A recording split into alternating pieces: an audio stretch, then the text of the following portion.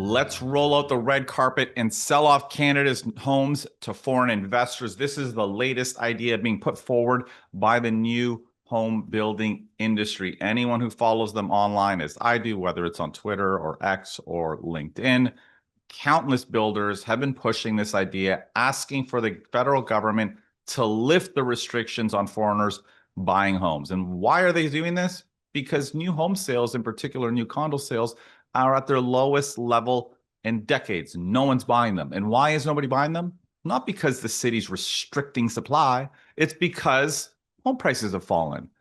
And builders want or need to sell at the peak prices in order to actually build those units or those houses. And if Canadians can't afford to pay those elevated prices, well, their solution is let's just sell them out to foreign investors, to foreign institutions, and let them buy our Canadian homes. And this is the most interesting thing. The building industry is actually spinning this into these foreign investors saving our housing market, allowing them to build more supply, which presumably will make housing more affordable for Canadians. But let's be clear, they're not saving our housing industry. Having foreigners pay and prop up an overpriced housing market, one that is not affordable for Canadian households, is not a solution to our housing prices. If anything, it is going to further shut the next generation out of home ownership, making it even harder for them to buy a home. Now, imagine the outrage if we tried to sell off Canada's lakes or forests or farmland to foreign investors. Everyone would be obviously outraged at this idea. And yet when it comes to selling off what I think is one of Canada's most important assets, the homes that we live in, this is somehow being positioned as sound policy. Let's just roll out the red carpet and let them buy it. Now, for me, I think what's most alarming about this idea is that I think the Liberal government, the Carney government, may actually do it when the time comes. And not because this is great for Canadian households, but because the building industry is very influential, and quite frankly, because they can get away with it.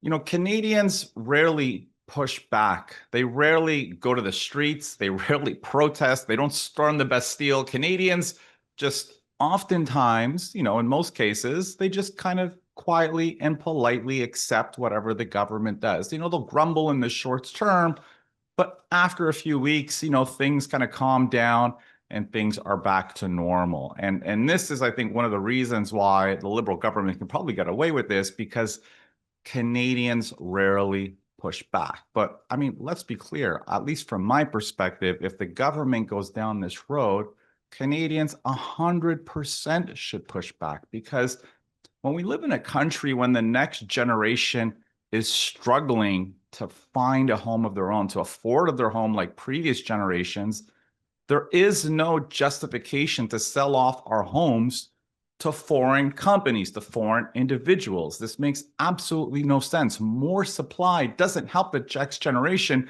if we're auctioning off this supply to foreign investors. You know, homes, at the end of the day, they're not just assets. They're, of course, the foundation for a stable and secure life, for the future of the next generation, for Canadian households, you know, to start their families and to build a future here. And when you're selling off your homes to foreigners, of course, you're stripping the next generation of that opportunity, of that right. So I definitely think Canadians should be pissed off. I mean, I certainly would be if the federal government backtracks on this plan and opens up our new housing market to foreigners, because again, our new homes should be for Canadian households. They should not be international speculative investments for the wealthiest. This again is the path we've been on.